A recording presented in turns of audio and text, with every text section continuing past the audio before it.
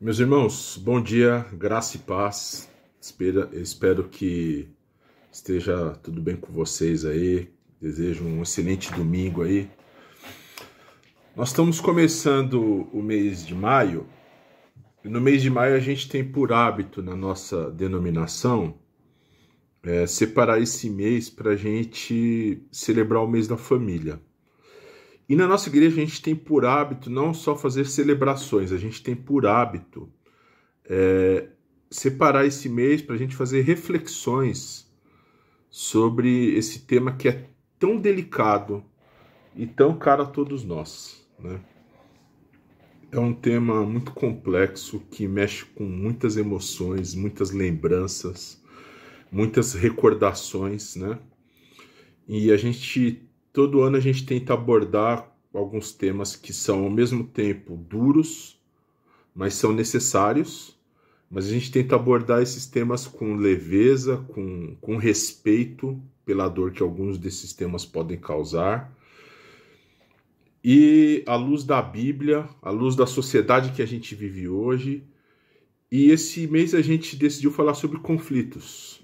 Nós decidimos falar sobre conflitos familiares. Eu vou ter que colocar o óculos aqui para ler aqui alguns trechos, algumas coisas, porque a idade chega para todos, né? E não tem jeito. E a gente quer fazer um bate-papo nesse mês sobre esse tema tão delicado, né? Que são os conflitos familiares. E para a gente fazer esse bate-papo, a gente tem que primeiro, você vai falar, não, é uma videoaula, né? Não, não é nenhuma videoaula, é um bate-papo. Eu vou usar dessa vez o método socrático, eu pergunto e eu mesmo respondo, tá? Ou então, como fez um presidente do Palmeiras, aí ele fez uma auto-entrevista uma vez, que ele fazia as perguntas como entrevistado e ele mesmo respondia. As nossas próximas aulas vão ser lives, vão ser transmitidas ao vivo, porque esse é um bate-papo introdutório, tá? Então nós vamos falar um pouco sobre o que a gente vai falar durante o mês, deixar você com uma pontinha de curiosidade, e ao longo do mês a gente vai destrinchando os outros assuntos, né? Para você ter uma ideia, a gente vai falar, por exemplo, sobre os conflitos da mulher moderna no ambiente da família. Olha só. Os conflitos de geração no ambiente familiar e os conflitos de administração, tanto de ambiente, de dinheiro, administração emocional, todos esses conflitos de cunho administrativo, digamos assim, que a pessoa tem que ter, que as famílias têm que ter, né? Você tem que ter esse ambiente também do zelo, da administração financeira, da administração emocional, perceber quando alguém não está bem emocionalmente, o cuidado, isso tem que ser administrado, literalmente. Então nós vamos falar sobre esses temas aí, e a gente conta com a audiência de vocês durante o mês. Divulguem os nossos vídeos, compartilhem com seus amigos, tá?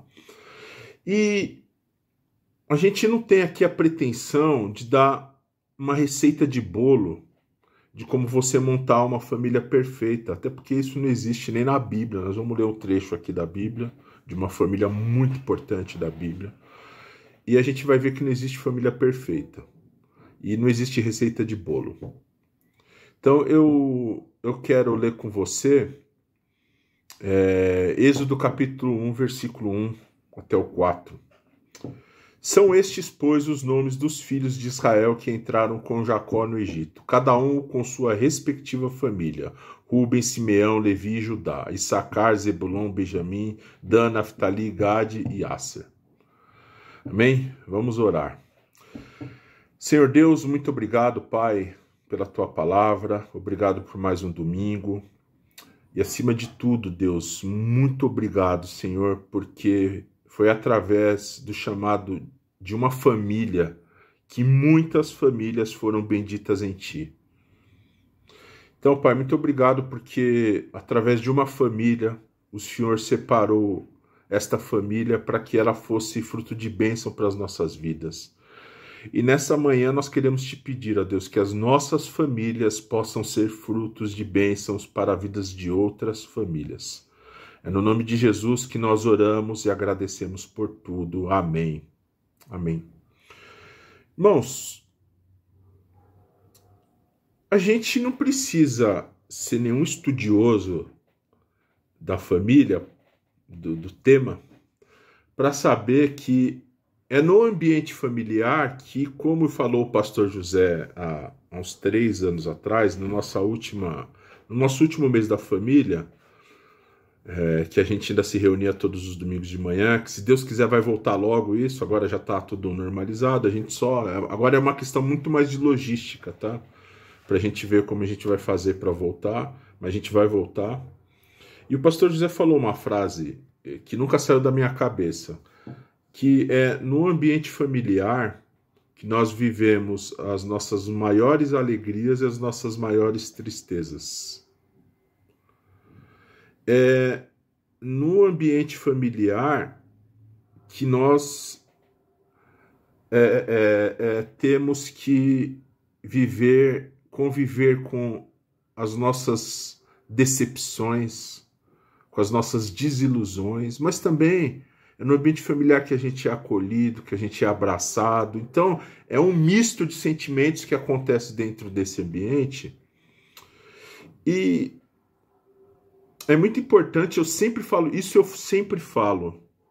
é um jargão meu já que se tornou, mas eu sempre falo quando a gente vai falar sobre família, não existe família perfeita. Não, minha família é perfeita. Não, não é, porque a sua família é composta por indivíduos e seres imperfeitos. Então, é impossível algo feito por gente imperfeita ser perfeito. Principalmente família. É impossível uma família composta por muitas pessoas imperfeitas ser algo perfeito. Então, quando a gente já tem isso em mente, já é um peso a menos para a gente. Porque primeiro a gente para de comparar a nossa família com a família dos outros, porque a gente só sabe dos outros, da família dos outros, o que a família dos outros quer que a gente saiba. Não é verdade? Então, a gente já tira um peso das nossas costas. A gente fala assim, não existe a família do fulano, do Beltrano, e a minha não é perfeita porque é composta por gente imperfeita.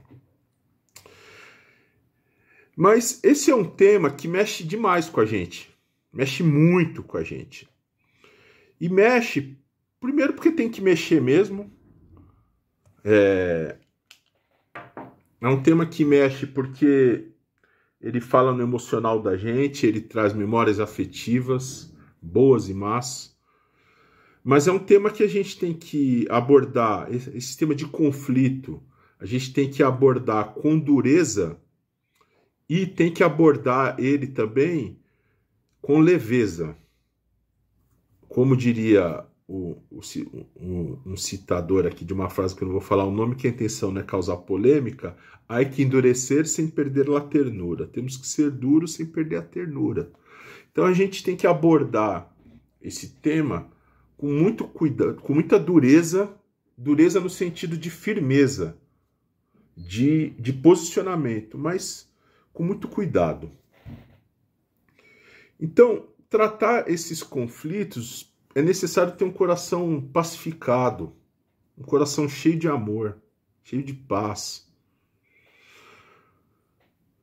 Entender por que cada vez mais as nossas famílias vivem nesses ambientes de conflito. Eu não sei se vocês têm reparado, eu acredito que, na verdade, existem 2 fenômenos. O primeiro é que realmente existem mais conflitos hoje nas famílias. E nós vamos discutir os motivos desses conflitos. E vocês vão entender por que eu li a história de Jacó, ou de Israel, chegando no Egito. E entender esses conflitos pode ajudar a gente a pacificar o nosso coração e, de certa forma, tratar isso com o devido respeito e o devido carinho. Por que que as nossas famílias estão cada vez mais dilaceradas, cada vez mais destruídas, com mais brigas, né? Por que será? O primeiro é porque está acontecendo mesmo assim, mas a segunda coisa que eu acho que é o seguinte, é que antigamente a gente tinha o hábito de esconder muito e de aceitar muito. Hoje, e a gente já vai entender isso com a mudança da nossa sociedade, a gente não engole mais certas coisas. Isso é bom e é ruim, dependendo da forma como você lidar com isso, tá? Antigamente a gente aceitava, era o ambiente da família, aceitava, guardava, ficava tudo ali, jogava para debaixo do tapete, fingia que nada estava acontecendo, que era péssimo. De hoje em dia já se traz mais à tona, e quanto mais os problemas são trazidos à tona, mais conflitos a gente vai ter. Vai falar, não, acho que você está exagerando, não está tendo tanto conflito. Ah, não está? Números do IBGE. Números pré-pandemia, tá, gente? 2019, número de divórcios, ou seja, de famílias destruídas. Porque o divórcio, ele destrói famílias. Ah, não, destrói famílias. Infelizmente. Eu não tô me posicionando contra o divórcio nem a favor. Isso é uma constatação de um fato, tá? O divórcio, ele destrói. Ele afasta os filhos do pai ou da mãe. Porque não vem me falar que um pai que vê o filho a cada 15 dias tem o mesmo convívio, o mesmo cuidado, o mesmo carinho que ele tem com o filho que ele está ali todos os dias. Não tem. Não vem com essa conversa que não cola. Então, o divórcio afasta as pessoas, destrói famílias. Vamos aos números. Eu acho importante citar os números para a gente ver como está crescendo. Em 2019, foram 388.286 divórcios. 388.286 divórcios. Se falar, não é muita coisa. Para você ter a noção do tamanho disso, por exemplo, o Uruguai é um país que é um país vizinho nosso, que tem mais ou menos 3,5 milhões de habitantes. É como se 10% desses habitantes fossem divorciados. Mas fala 10%? Não são 10%. Na verdade são 20%, porque o divórcio envolve duas pessoas. Então é como se para 383 mil divórcios você tem 766 mil pessoas separadas. Olha só. E aí, eu não estou colocando nesse bolo as crianças, os filhos. Olha quanta gente que envolve. O sogro, a sogra, o pai, a mãe que sofre junto. Eu não estou colocando todo mundo no bolo, hein? Olha quanta gente sofre. Então é como se no Uruguai 20% das pessoas fossem divorciadas. Para você ter mais de 20%. Para você ter uma ideia do tamanho que é esse negócio do divórcio. Aí você fala assim... para a gente entender, por exemplo, durante a pandemia, no ano passado, em 2021, esses números ainda cresceram em 24%. 24%. Gente, é muita coisa. Com convívio forçado, com aquela questão do isolamento, das pessoas dentro de casa, trabalho em home office, né? O divórcio aumentou. Aí não aumentou só divórcio, aumentou violência contra a mulher, violência contra as crianças. Então, os ambientes familiares, durante esses últimos 2 anos, foram expostos a algo jamais visto. Esse isolamento, esse confinamento que a gente viveu, por conta dessa terrível pandemia, potencializou conflitos que já existiam, mas você conviver diretamente com a pessoa tal. Por que você acha, um exemplo, só para você entender essa questão do confinamento, por que você acha que reality shows dão tanta audiência? Porque você joga um monte de gente diferente dentro de uma casa, dentro de uma ilha, sei lá, de qualquer coisa. Ah, Fernanda, programa de televisão é muita coisa combinada. Mas dali você tira um monte de coisa da vivência humana. Você joga um monte de gente ali confinado, que o cara não sai para trabalhar, não sai para se exercitar, é só ali com aquelas pessoas 24 horas, e sai briga, sai quebra-pau, sai discussão. E por que dá tanta audiência? Porque a galera gosta da treta. E o divórcio, o que aconteceu nesses últimos anos foi isso. A pandemia potencializou essas brigas, essas tretas, esses conflitos. Aí você vai falar assim para mim, Fernandão, Fernandão, você está gastando seu tempo, nós somos o povo de Deus, nós somos o povo que não se divorcia, o divórcio é pecado. Vou falar para você, eu vou citar outro sábio, eu vou falar, sabe de nada, inocente. Último estudo, dado de censo, tá? Sempre tô dando dado de IBGE aqui, ó. Os censos de 2010 e de 2020 mostram altos índices de divórcios entre evangélicos. No censo de 2000, o número de evangélicos divorciados era de 8,6%. No de 2010 era de 10,7%, subindo. No censo que era para ter tido há uns 2 anos atrás, que o nosso governo não quis fazer, enfim, eu imagino que dobrou, pela nossa experiência que a gente tem tido nas igrejas, pelas nossas conversas com os nossos amigos, com pastores, com lideranças de casais, a gente tem percebido um aumento exponencial de divórcio dentro da igreja. Dentro da igreja. E aí a pergunta que não quer calar é por que está acontecendo isso? Por que que... Fernandão, não é só pandemia, eu te trouxe dados pré-pandemia. A pandemia só potencializou, mas era um processo que já estava acontecendo, e acontecendo crescentemente, tá? Não é que era um processo estável e a pandemia fez... Não, ele estava crescendo, a pandemia potencializou, mas já era um processo inevitável, infelizmente. Por que a gente está vivendo tempos tão difíceis nas relações familiares? E outra pergunta é, existe alguma forma de a gente amenizar o que está acontecendo, não só no mundo, mas nas nossas famílias? Para amenizar no mundo, primeiro tem que amenizar dentro da nossa casa, né? E assim, por que uma instituição tão importante para a civilização humana, para a história da civilização humana, como a família, está sendo tão atacada e tão dilacerada? A gente vai entender ao longo do mês, mas hoje a gente vai abordar um pouquinho na superfície para a gente ter uma noção.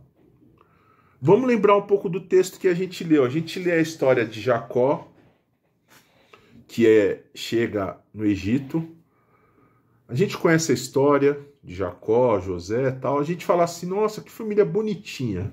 Jacozinho, os 12 filhos, que não são 12, 2 nem é dele, 2 são filhos de José, né? Porque José, como se casou com uma egípcia e tal, aí colocaram 2 filhos de José lá, e aí você já entende, a gente já entende um pouco da sociedade patriarcal, que os filhos de José e os filhos dos filhos de Jacó eram tudo filhos de Jacó, né? Hoje é diferente, hoje, tipo, o meu filho não é filho do meu pai, o meu filho é meu filho. Antigamente não, você tinha o patriarca, ele era o pai dos filhos, os netos eram filho dele, enquanto o patriarca estivesse vivo, ele era pai de todo mundo. Olha como a gente já vai percebendo que existem umas mudanças.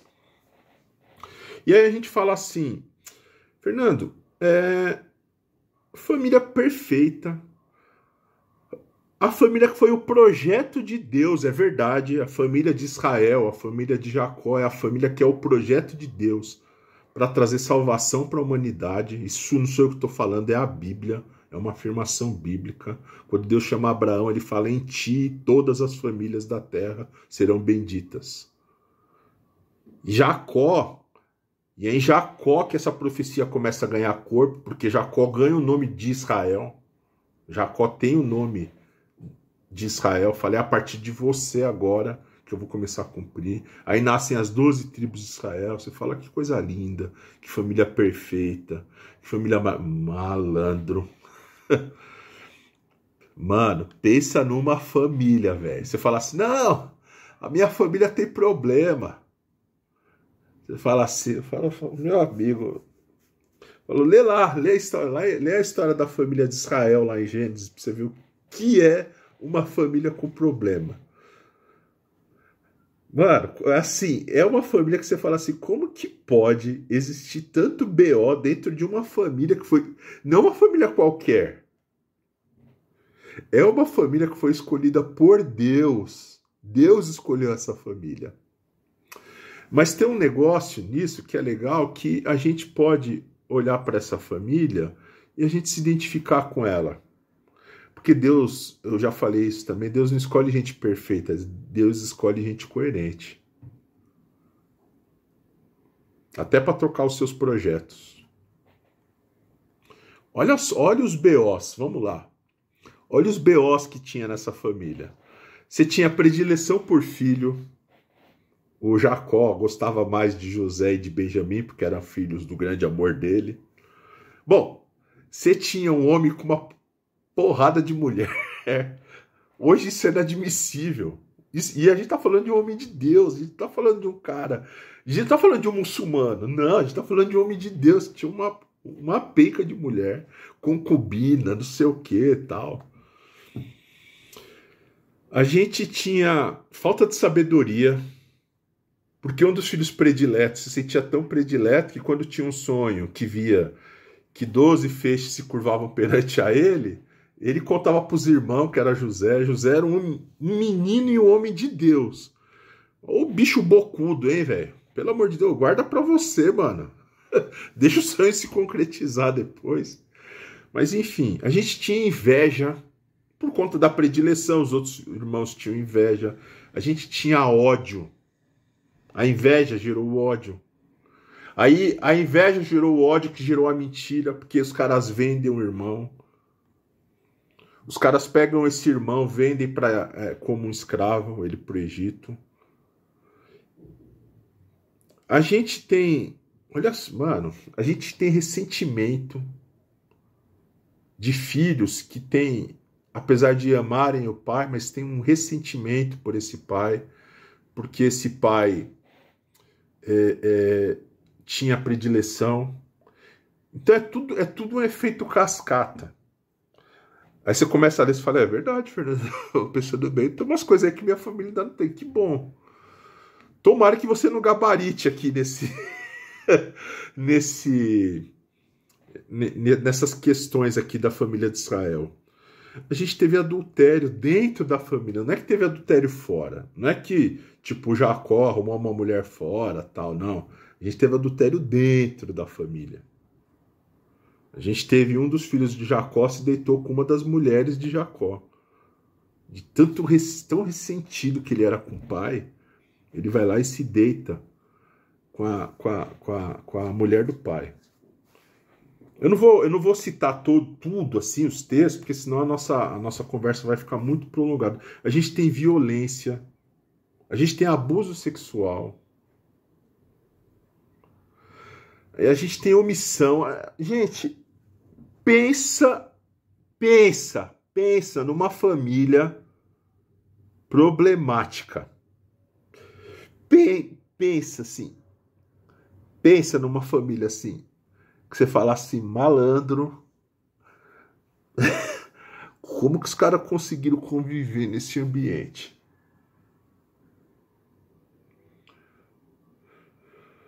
Então nessa manhã você pode estar assistindo e estar falando assim, Fernandão, minha família não tem jeito. Você não tá ligado. Você não tem ideia de como é a minha família. Você não sabe os tipos que tem. Você não sabe o que eu tenho que conviver. Você não sabe o que eu tenho que engolir.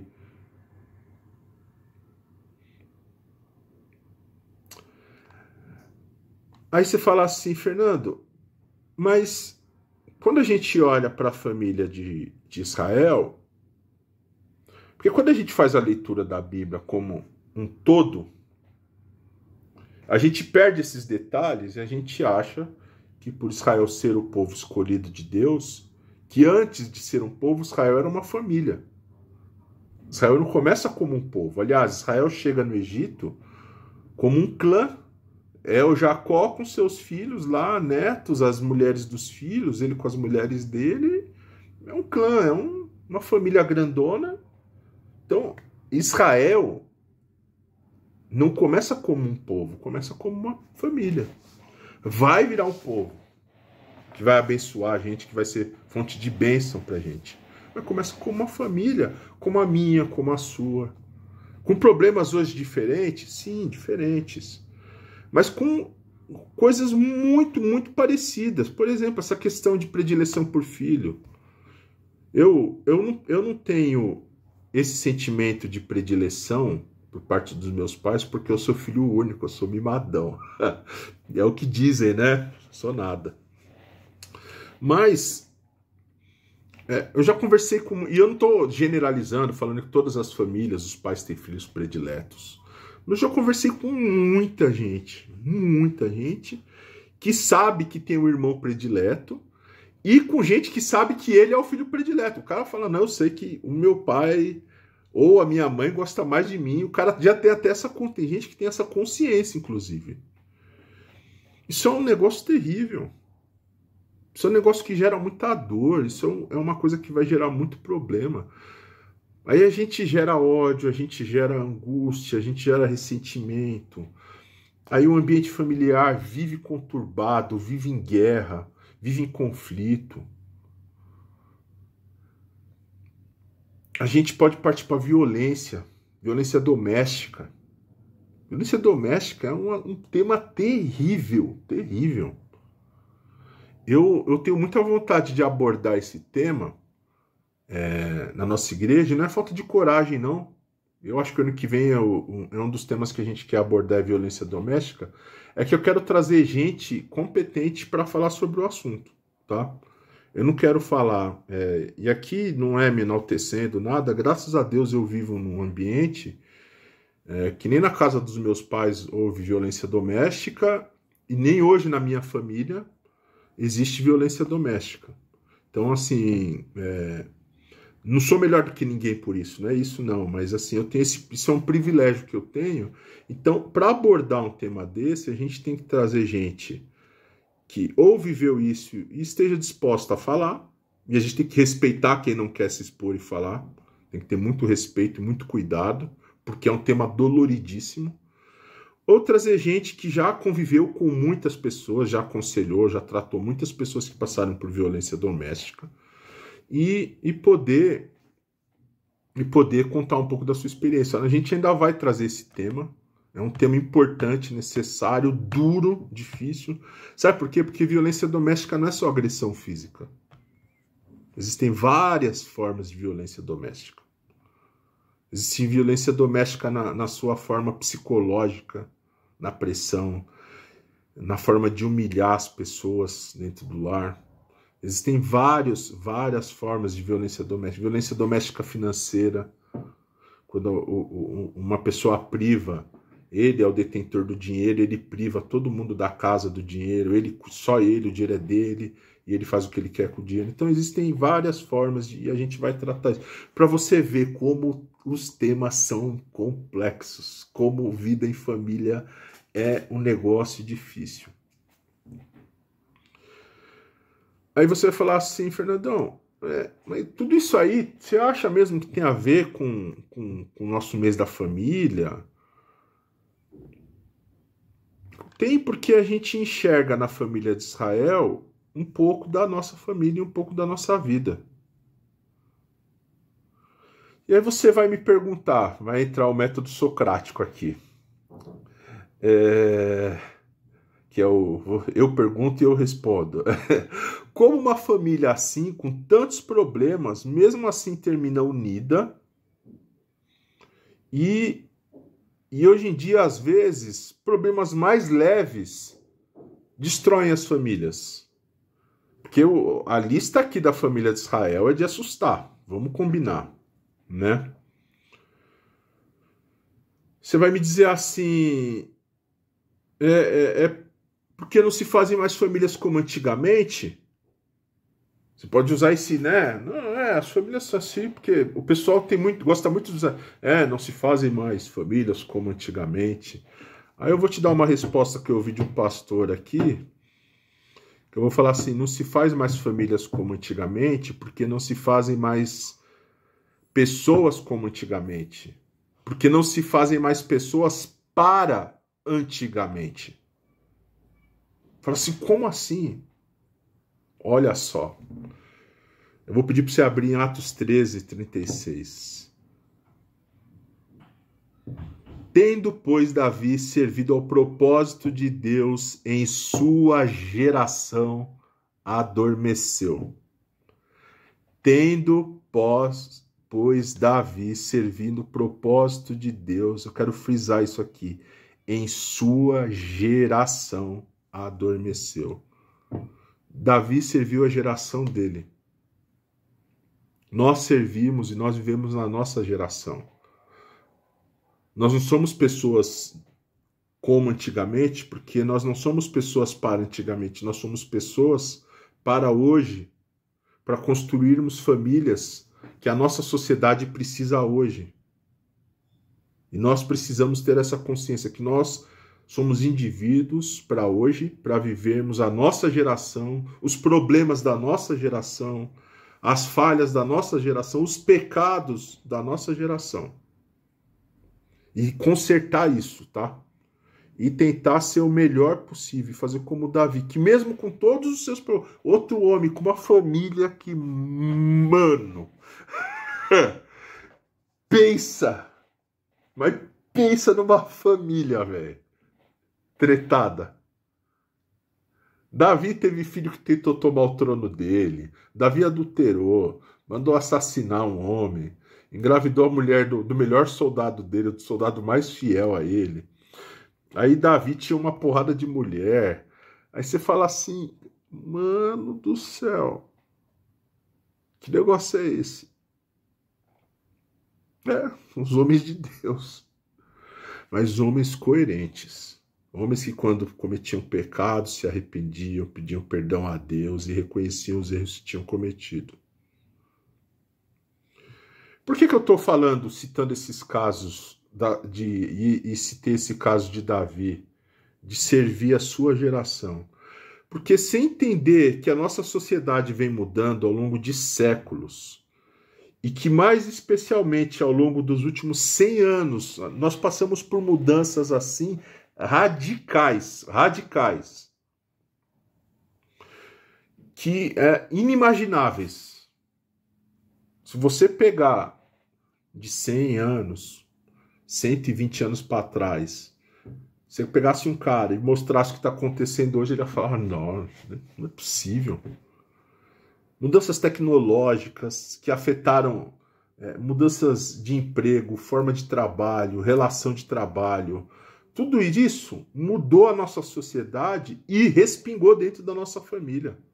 Falei, Fernandão, o que teve? Mas tem tudo a ver. Tem tudo a ver. Porque a gente não tinha, por exemplo, antigamente, uma coisa que hoje é muito comum, que é no entretenimento. Antigamente, as pessoas chegavam do trabalho, ficavam em casa, jantavam, tal. Hoje você tem entretenimento em casa. Você não precisa nem sair. Você tem rede social, você tem Netflix, você tem HBO Max, Disney Plus. Se você quiser assistir qualquer coisa do mundo, você assiste. Se você quiser ver jogo de futebol, do campeonato russo, ucraniano, israelense, com a internet hoje, você tem entretenimento, você se conecta a quem você quiser, você fala na hora que você quiser, você tem acesso. Então, hoje, a nossa sociedade mudou demais, mudou muito, e isso está respingando dentro da nossa família. E os conflitos já normais que existiam dentro da família estão sendo mais potencializados por conta da mudança da nossa sociedade. E eu não estou falando que as mudanças todas foram ruins, não, muito pelo contrário, mudanças, algumas delas, excelentes, necessárias, que já deviam ter sido feitas há muito tempo atrás, inclusive. Tem mudanças estruturais na nossa sociedade que a gente fala, como que a gente viveu sem isso aqui? E aí eu vou citar dois casos de mudanças que nos últimos 100, 120 anos, um caso dos últimos 100 anos, eu não vou nem contar os últimos 200, porque, aliás, quer saber, eu vou contar, eu vou pôr óculos e vou ler aqui, você vai ficar escandalizado, se você não conhece um pouco de história. Eu vou falar da mudança da mulher dentro da sociedade e de como isso automaticamente interferiu no casamento e interferiu na família. Ah, mudou para pior? Não, não é que mudou para pior. Vamos lá, vamos ver, ó. Deixa eu aumentar aqui. Mesmo com óculos, tá? Tá feio o negócio. Olha só, dos últimos 200 anos, vamos lá. 1827, as meninas são liberadas para frequentar a escola. Ó, mulher só pode frequentar a escola tem menos de 200 anos. 1827. 1832, a gente tem uma obra do direito das mulheres injustiçadas, dos homens, que é publicada. Mano, olha só. 1879, já tipo 150 anos atrás. Mulheres conquistam o direito de ir para a faculdade. Tipo, podia ir para a escola, não, mas faculdade. Ter profissão, aí também não, né? 1910, isso no Brasil, tá, gente? Tô falando do nosso país, tá? 1910, o primeiro partido político feminino é criado. Aí você cria um partido feminino em 1910 e as mulheres só vão ter direito a voto em 1932. Cara, 90 anos que as mulheres têm direito a voto. Olha que coisa maluca. 62 é criado o Estatuto da Mulher Casada. Não existia nem Estatuto da Mulher, mas aí eles falam, não, como uma mulher casou, tem um estatuto. E assim, não é ruim ele. Para a época, ele é criado para dar proteção para a mulher mesmo. Cara, é inacreditável, né? Assim, 1974, mulheres conquistam o direito de portarem um cartão de crédito. 74. Não tem 50 anos. As mulheres falam, ó, a partir de agora vocês tá bom. Vocês podem ter um cartãozinho de crédito. Olha que absurdo. 1977, a lei do divórcio é aprovada. Você fala, aí descambou tudo, Fernanda. Não, a lei do divórcio é aprovada para proteger a mulher. Porque tinha um monte de homem, inclusive crente, viu? Inclusive crente, que tinha duas famílias, que largava a mulher com os filhos, ia morar com a outra família, constituir outra família, e o Estado não obrigava ele a pagar pensão, não obrigava ele a pagar, a dividir os bens, ele deixava a mulher na miséria. Ele expulsava a mulher de casa com os filhos dele, colocava a outra dentro de casa e deixava a mulher na miséria. Destruía a vida, porque ele não tinha obrigação de se separar dela legalmente. O divórcio, você pode não acreditar, ele vem para proteger a mulher. 1979, mulheres ganham o direito da prática do futebol. Mano, futebol. Mulher não podia jogar futebol.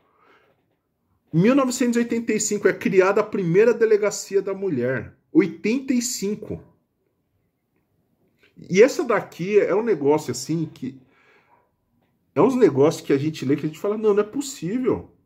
É muito perto. 1988, a Constituição brasileira passa a reconhecer as mulheres como iguais aos homens. E 88 que a mulher foi reconhecida como um ser igual ao homem.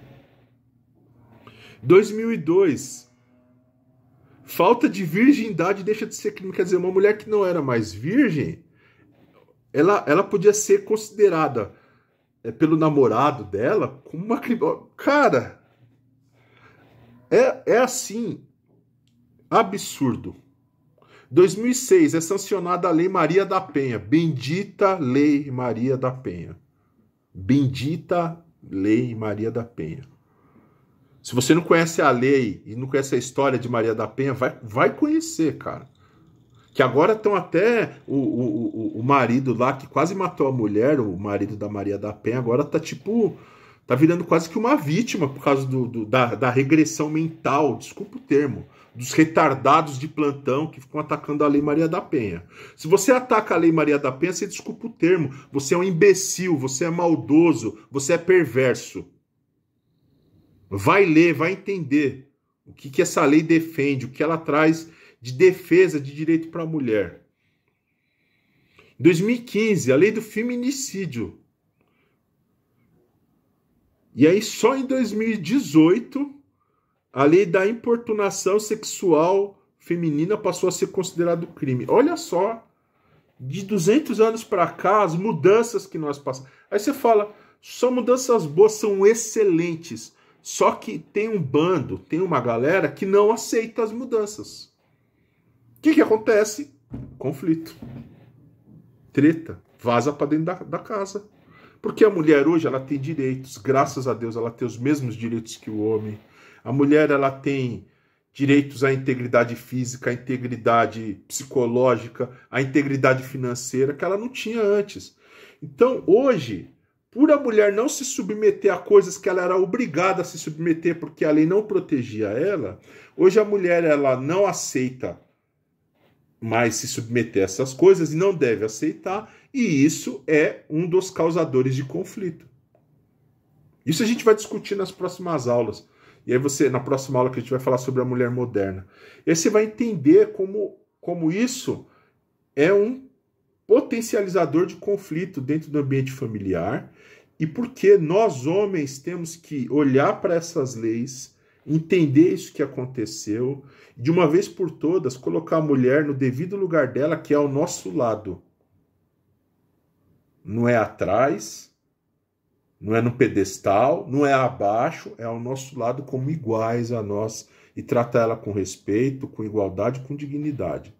Mas enquanto houver homem que pega essas leis aqui, essa ideia é tudo bobagem, mulher minha não sei o quê, mulher minha não faz isso, não, mulher sua, primeiro que não é sua, não é propriedade de ninguém. Segundo que você tem que respeitar, porque agora é lei, meu amigo. Agora não é só convenção social, é lei.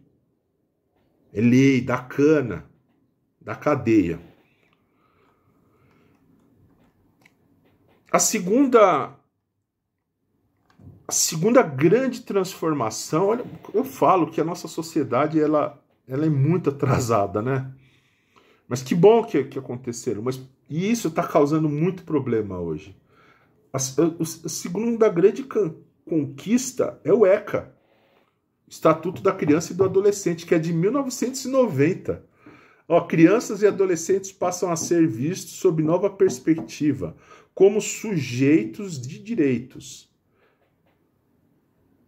Olha só, crianças e adolescentes passam a ser vistos apenas em 1990.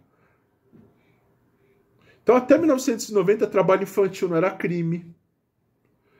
Então, hoje, você fala assim, não, isso não acontece no nosso ambiente. Será que não acontece? Eu não sei. Eu não conheço todas as famílias, eu não conheço todos os lares. Então, é importante a gente entender, por exemplo, que as nossas crianças têm direitos, nós temos que zelar pelo ambiente, entregar um ambiente para os nossos filhos saudável, um ambiente com amor, com carinho. Não é só grana, não é só ter as coisas, mas sabe, um ambiente sem brigas, sem discussões. Esses são 2 exemplos, tá, que eu citei. Eu poderia citar mais inúmeros exemplos de mudanças na nossa sociedade e que causam conflitos porque a gente... Não, porque mulher minha, filho meu... Não é... As coisas não funcionam mais assim. Primeiro que até perante a Bíblia os filhos não são nem nossos, eles são do Senhor, né? Já que se você quiser usar o discurso bíblico, os filhos não pertencem a nós. São herança santa, são presentes de Deus para nós. Então, quando você começa a olhar para tudo que aconteceu nos últimos anos, e aí eu me apego só no meu país. Tá? Não vou, porque eu não conheço as outras sociedades, nós somos muito limitados, infelizmente, culturalmente, e a gente até ainda tenta ler, buscar informação, mas a gente não convive. Agora, a nossa sociedade, a gente sabe que essas mudanças, elas trouxeram alterações que estão causando conflitos dentro das famílias, porque alguns não assimilam, não aceitam, por maldade, por perversidade. Aí desculpa até o desabafo às vezes, mas é porque tem gente perversa, tem gente ruim, tem gente que olha, difícil. E aí quer pegar a Bíblia. Não, mas na Bíblia, amigão, na época da Bíblia podia ter 2, 3 mulheres. Mas podia mesmo? Lógico que não podia. Mas os caras iam lá e tinha. Você acha que Salomão podia ter 1000 mulheres? Salomão tinha 300 esposas e 700 concubinas. Salomão, ele deitava com uma mulher hoje, ele ia repetir ela daqui 3 anos. Olha que negócio absurdo que era. Você acha que isso era normal? Não. Deus condenava isso, mas os caras falam, não, a gente quer. Então, o que a gente faz? Ao longo desse mês a gente vai conversar um pouco, mas eu queria deixar algumas dicas para encerrar a nossa conversa. Como que a gente vive com esses conflitos, com a sociedade em constante mudança, constante alteração? Bom, primeiro a gente faz como eu falei que Davi fez. Entendam a geração que vocês vivem e sirvam ela. Sirvam nessa geração. Entenda, não fica falando, não, mas na época dos seus pais, é a época dos seus pais, brother. Hoje é a sua época. Ah, mas na época do meu pai, mulher não podia trabalhar. Não, mas hoje mulher pode, que bom que pode. Mulher quer trabalhar, mulher quer ter seu dinheiro, sua independência financeira e tá tudo certo. Mudou. Então você tem que entender que mudou. Eu não estou falando que tudo que mudou na sociedade é bom, não. Tem muita coisa, a gente vai conversar ao longo desse tempo. Tem muita coisa que mudou para pior. Libertinagem sexual é uma delas. Mudou para pior, piorou a sociedade. Mas a verdade é que a libertinagem sexual existe desde os tempos bíblicos. Hoje o que acontece é que ela é exposta. Mas sempre existiu. E a segunda coisa que eu queria falar para vocês, encerrando, é a gente fazer como Paulo fala em Romanos 13. Porque Romanos 13 é um texto que fala sobre a relação do homem, do cidadão com o Estado. Inclusive fui eu que dei a aula de Romanos 13, depois você assista, muito boa, por sinal, a aula. E essa aula, ela fala sobre as nossas relações, mas Paulo fala em Romanos 13:11, um versículo para mim que ele é perfeito para a gente entender isso aqui. Façam isso, vivam nessa sociedade compreendendo o tempo em que vivemos. Entende o tempo que você está vivendo, cara. Entende, minha irmã, meu irmão, o momento do mundo que você está vivendo. Faz a leitura, entende? E coloca o evangelho dentro dele.